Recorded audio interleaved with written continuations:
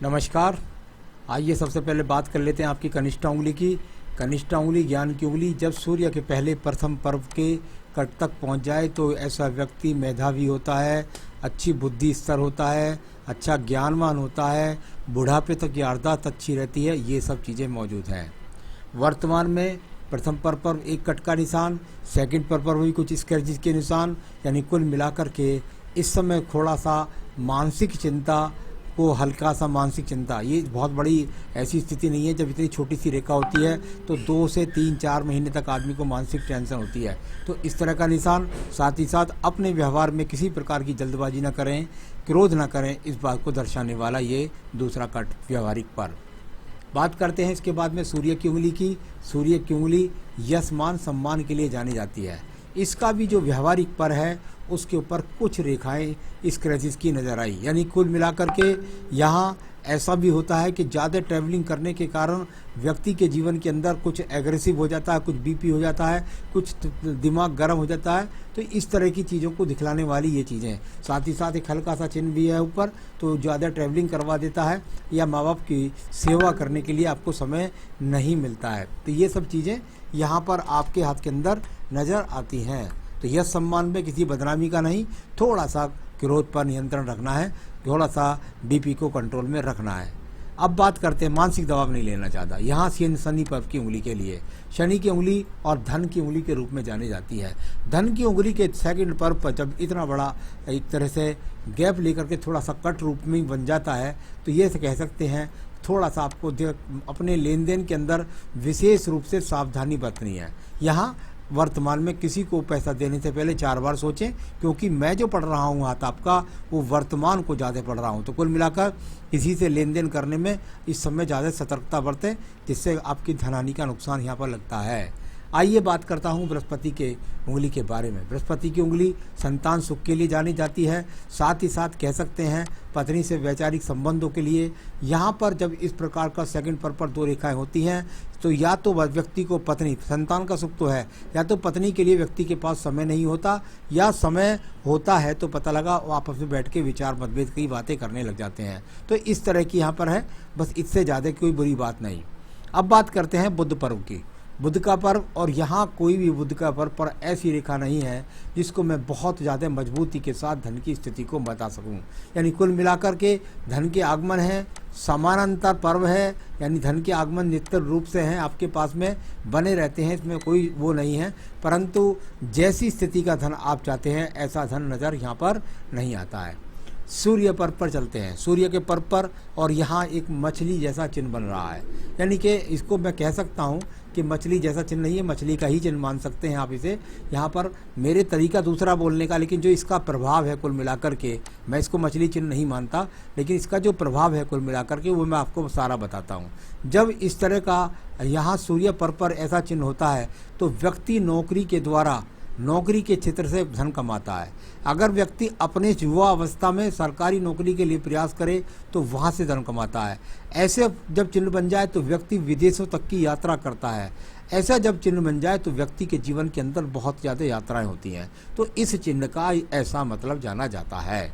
आइए बात करता हूँ, सम्मान दिलाने वाला है, बदनामी का योग नहीं। आइए बात करते हैं इसके बाद में सीधा आपके धन के पर्व के बारे में। एक क्रॉस का चिन्ह यहाँ पर, और साथ ही साथ यहाँ पर भी अगर देखते हैं तो वो रेखा यहाँ पर धन की नहीं मिलती, जिससे कहते हैं धन की मजबूत स्थिति, यानी भाग्य कुल मिलाकर चल रहा है। साथ में क्रॉस का चिन्ह भी है, चाप का चिन्ह भी है। जब ऐसी स्थिति होती है तो व्यक्ति धन की स्थिति से संतुष्ट नहीं होता। तो एक ही बात ये हो गई। इससे पहले मैं आपके जो मछली वाला चिन्ह है इसको मैंने नोट कर लिया आपकी राजनीति के लिए, उसको मैं आपके जिस समय जन्म पत्री बोलूँगा उस समय सारा विश्लेषण करके बता दूंगा साथ के साथ। तो ये बात हो गई यहाँ पर। अब बात करते हैं इसके बाद बृहस्पति के पर्व के बारे में। बृहस्पति का पर्व, और यहाँ पर ये रेखाएं यानी दिमाग के अंदर योजनाओं को दिखलाने वाली रेखाएं, साथ ही साथ बृहस्पति पर्व से शनि पर्व को रेखा देखे व्यक्ति अपनी जिम्मेदारियों से मुंह नहीं मोड़ता है। साथ ही साथ संसाधन में सामान्य संसाधन व्यक्ति के पास होते हैं। ईश्वर की आस्था के लिए अपने पास जो बनता है वो करता है। अब बात करते हैं इसके बाद में आपकी सीधा सीधा हृदय रेखा के बारे में। हृदय रेखा शुरू से ही कुछ दीप बनाकर चली, मन के अंदर बहुत सारी इच्छाओं को लेकर आप चलते हैं, दबाव लगातार बना करके रखते हैं और कुल मिलाकर ये रेखा अपने आप में वहाँ पहुँच गई आपके बृहस्पति पर्व तक। यानी कह सकते हैं मन के अंदर बहुत सारे सवाल हैं जिनसे आप अपने आप से संतुष्ट नहीं हैं। तो मन में बहुत सवाल हैं आपके जिससे आप संतुष्ट नहीं हो पा रहे हैं। अब बात करते हैं इसके बाद में आपके मंगल पर्व पर। मंगल पर्व कर्म की रेखाओं के लिए जाना जाता है।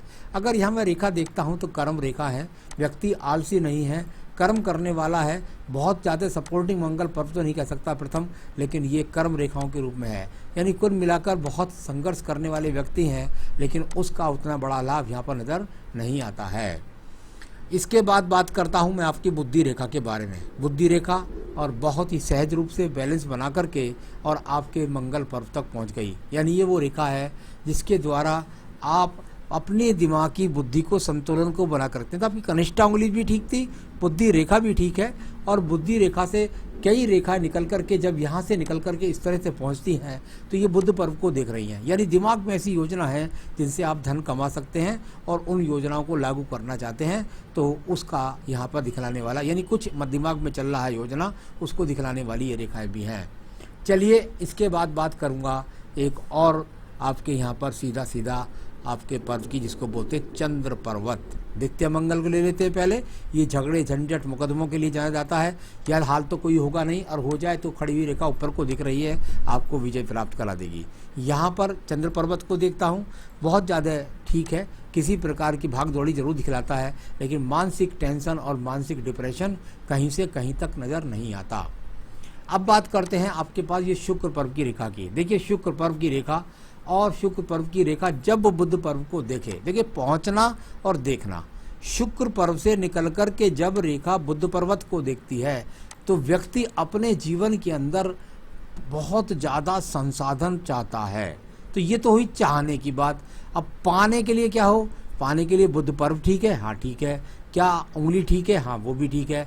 तो आप अपनी योजना में सही बढ़ रहे हैं और उससे आप पा जाएंगे। अभी नहीं पा रहे हैं क्योंकि रेखा अभी उतनी लंबवत नहीं पहुंची है। ऊपर की रेखाएं भी देखिएगा, भाग्य रेखा से निकल करके दो रेखाओं का संबंध भी यहाँ पर लगातार देख रही हैं रेखाएं, और वो दिख रही हैं बुध पर्वत की तरफ। यानी यहाँ आपका बार बार ये है कि दिमाग के अंदर कोई योजना है, उस योजना के द्वारा आप वो बुद्धि रेखा से बीता आप धन प्राप्त करने की योजना बना रहे हैं। तो उस तरह का बहुत दिखाने वाली रेखाएं लगातार मिलती हैं। अब बात करते हैं आपकी एक और अन्य रेखा की है।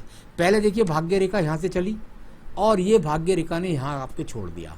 यानी जीवन के अंदर जरूर निश्चित व्यक्ति, ऐसा व्यक्ति 2 धंधे 3 धंधे भी कर जाता है। कई बार मैंने देखा है कई जगह ट्रांसफ़र और नौकरी में परिवर्तन करता है, लेकिन अंत जो बन रहा है वो दूर स्थान से जुड़ करके बन रहा है। यानी जब तक आपके जीवन में ट्रांसफ़र नहीं, दूर स्थान से जुड़ करके आप नहीं जुड़ेंगे, तब तक आपका भाग्य उदय नहीं होगा। तो यहाँ पर कई बार परिवर्तन का योग और कई व्यापारों से जुड़ करके चलने के योग यहाँ दिखाई देते हैं। तो आगे भाग्य रेखा चली गई। अब बात करते हैं इसके बाद में आपके यहाँ पर सीधा सीधा भाग्य रेखा के बाद में देखिए एक रेखा ने आपकी यहाँ काटा है, इस जगह पर ये हल्का सा भाग्य रेखा में काटा है। तो ये जीवन का लगभग 52वां वर्ष है। थोड़ा सा यहाँ पे हो सकता है कोई मोटा खर्च आप कर दें, तो अभी इतना आगे तक बोलना ठीक नहीं है क्योंकि आपकी उम्र केवल 42 वर्ष है। अब बात करता हूँ इसके बाद में मैं सीधा सीधा आपके यहाँ पर मंगल रेखा की। मंगल रेखा हाथ के अंदर खींची हुई है और वो आपको सपोर्टिंग रेखा के रूप में काम करती है। यानी भगवान की कृपा से आप किसी भी समस्या में उलझते हैं लेकिन उसके बाद उससे निकल जाते हैं। आइए बात करते हैं शुक्र पर्व के बारे में। शुक्र पर्व और बहुत ज़्यादा पीड़ित है शुक्र पर्व कई जगह पर, यानी संसाधनों से आप संतुष्ट नहीं हैं, ये दिखलाने वाली यहाँ की रेखाएं हैं।